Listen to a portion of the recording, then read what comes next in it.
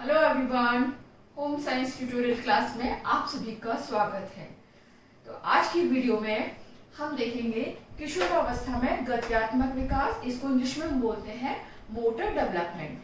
तो motor development जब हम बात करते हैं तो मोटर डेवलपमेंट क्या होता है? मोटर डेवलपमेंट होता है कि हड्डियों के और मांसपेशियों के समन्वय के द्वारा विभिन्न क्रियाओं को करना, बोन्स एंड मसल्स की कोऑर्डिनेशन के द्वारा विभिन्न एक्टिविटीज को करना, इसे हम बोलते हैं मोटर डेवलपमेंट।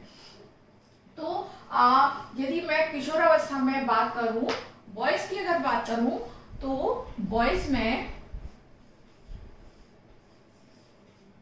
मोटर डेवलपमेंट शुरू होता है 14 वर्ष से शुरू होता है। 14 वर्ष से ये मोटर डेवलपमेंट शुरू होता है और ये चलता है 21 वर्ष तक। यानी कि उनकी जो मसल पावर में सर्वाधिक वृद्धि होती है, मांसपेशीय बल में तेजी से जो वृद्धि होती है वो 14 से लेकर 21 वर्ष के बीच में सर्वाधिक होती है। वहीं गर्ल्स में यौवनारंभ से शुरू होता है ये मोटर डेवलपमेंट और 14 वर्ष की अवस्था तक मांसपेशियों का जो विकास है वो अधिकतम होता है। मांसपेशी विकास 14 वर्ष की उम्र तक अधिकतम होता है।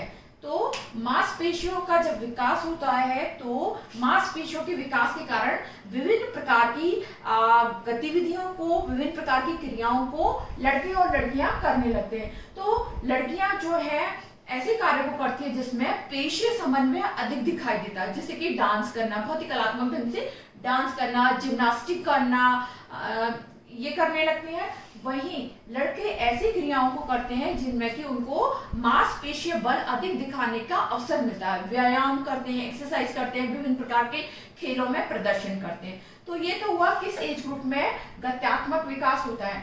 अब बात आती है कि गत्यात्मक विकास के लिए केवल मांसपेशियों का परिपक्व होना ही सब कुछ नहीं होता, बल्कि इसके अलावा इस एज में उनको नए नए कौशल को, नए नए स्किल्स को सीखने के लिए उनको ट्रेनिंग मिलनी चाहिए। ट्रेनिंग इंपॉर्टेंट है विभिन्न प्रकार के कौशलों को सीखने के लिए। सेकंड इसमें इंपॉर्टेंट होता है अपॉर्चुनिटी, नई नई क्रियाओं को सीखने के लिए अवसर।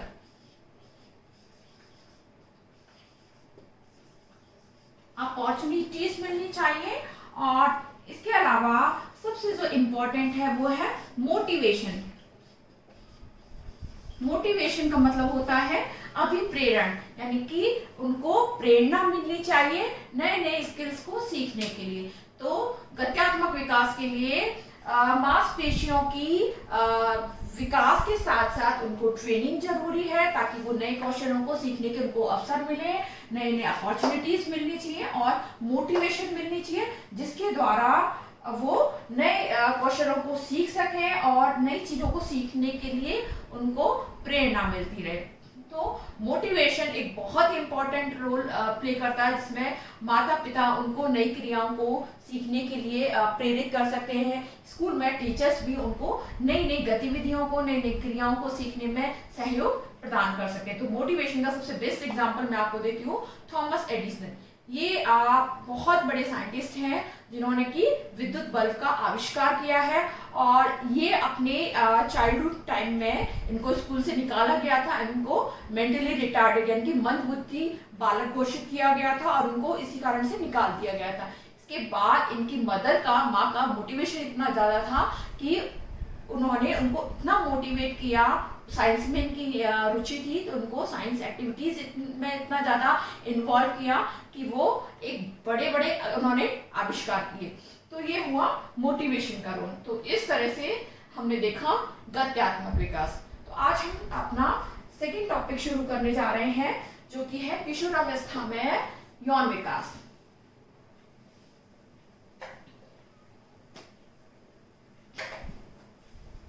किशोरावस्था में यौन विकास।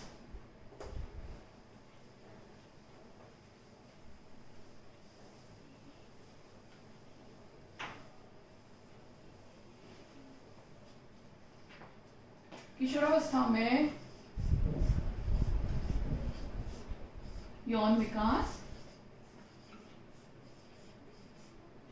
इसको इंग्लिश में हम कहेंगे सेक्सुअल डेवलपमेंट, सेक्सुअल डेवलपमेंट।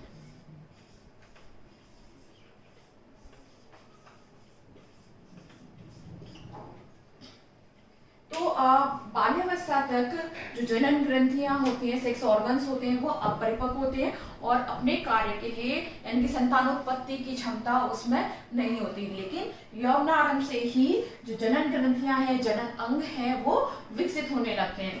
तो किशोरावस्था में यौन विकास को हम दो मुख्य हेडिंग्स के अंतर्गत पढ़ेंगे, जिसमें पहला है प्राथमिक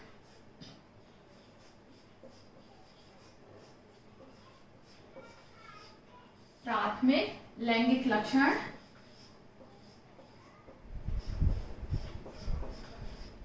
प्राथमिक लैंगिक लक्षण, या इसको हम कह सकते हैं मुख्य लैंगिक लक्षण।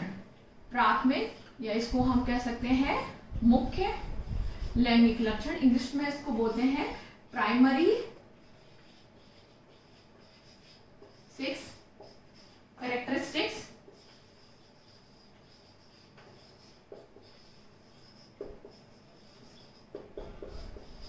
प्राइमरी सेक्स कैरेक्टरिस्टिक्स में आता है पुरुष जनन ग्रंथियां, जो कि वृषण कोष के अंदर होती हैं। तो ये जो जनन ग्रंथियां हैं, ये शुक्राणुओं का निर्माण करने लगती हैं और इसके अलावा संतानोत्पत्ति के लिए जो हार्मोन्स हैं, इनका सिक्रीशन करने लगते हैं। तो इसमें मुख्य आता है पुरुष जनन ग्रंथियां,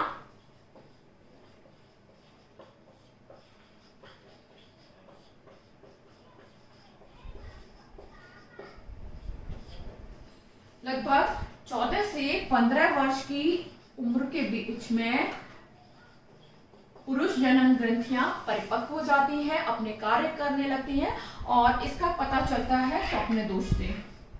लड़कों को स्वप्न दोष होने लगते हैं और ये स्वप्न दोष होता है अतिरिक्त वीर्य यानी सीमन की मात्रा को बाहर निकालने का एक प्राकृतिक तरीका है, जो कि वीक में 2 बार 3 बार हो सकते हैं। और ये पुरुषों में, लड़कों में जनन ग्रंथियों की परिपक्वता का पहला लक्षण होता है। इसके बाद मैं अगर गर्ल्स में बात करूं तो लड़कियों में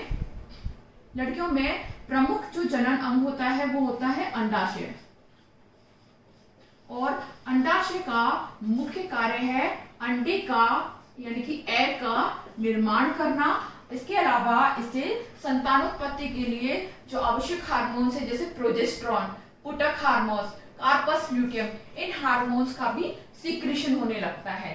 तो इस तरह से प्राथमिक, या इसको बोलेंगे मुख्य लैंगिक लक्षण, जो या इंग्लिश में हम इसको बोलेंगे प्राइमरी सेक्स कैरेक्टरिस्टिक्स, लड़कों में स्वप्न दोष होने लगता है, वहीं लड़कियों में अंडाशय से अंडे का निर्माण होने लगता है, विभिन्न हार्मोन्स का सिक्रीशन होने लगता है, और इसके अलावा लड़कियों में मेंस्ट्रुअल साइकिल यानी कि इसको बोलते हैं मासिक स्राव, ये शुरू होने लगता है और ये 12 से 15 वर्ष के बीच में कभी भी शुरू होने लगता है।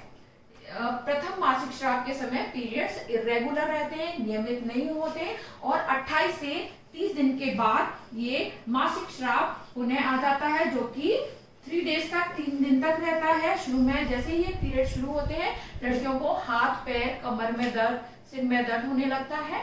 तो ये हुए प्राथमिक लैंगिक लक्षण। इसके बाद जो नेक्स्ट है वो है द्वितीयक लैंगिक लक्षण।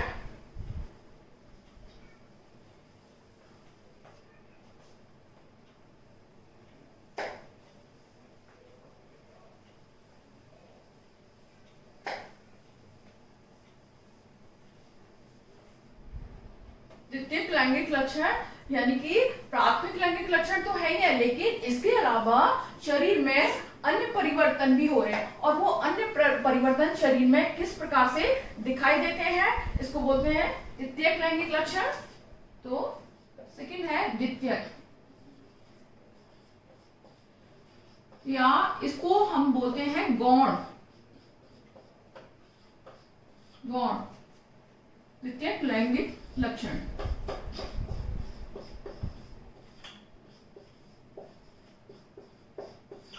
या इंग्लिश में इसको बोलेंगे सेकेंडरी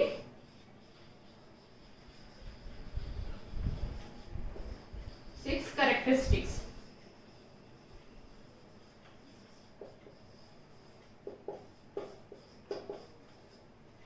तो शुक्राणु उत्पादन के साथ साथ ये तो प्राथमिक लैंगिक लक्षण हो गए।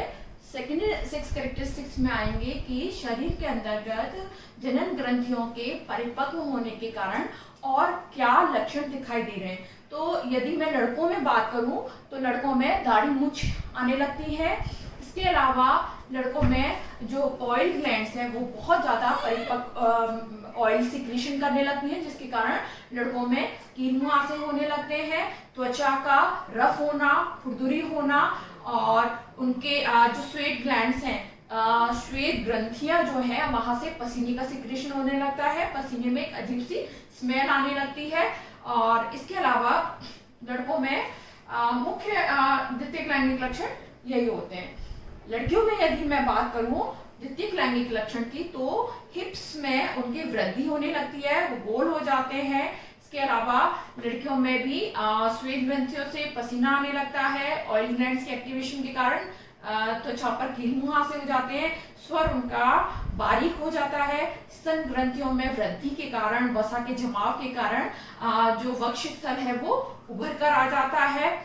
ये हैं ये थे द्वितीयक लैंगिक लक्षण जो कि लड़कियों में होते हैं। तो यदि आपको आज का वीडियो पसंद आया है, जिसमें हमने गत्यात्मक विकास पढ़ा है, सेक्सुअल डेवलपमेंट पढ़ा है किशोरावस्था में, यदि वीडियो आपको पसंद आया है तो वीडियो को लाइक करें, सब्सक्राइब करें चैनल को, ताकि आपको नए नए वीडियोस की इंफॉर्मेशन आपको तुरंत मिल जाएगी। और इसको ज्यादा से ज्यादा अपने दोस्तों के साथ कम्युनिकेट करें, शेयर करें, ताकि वो भी लाभान्वित हो सके।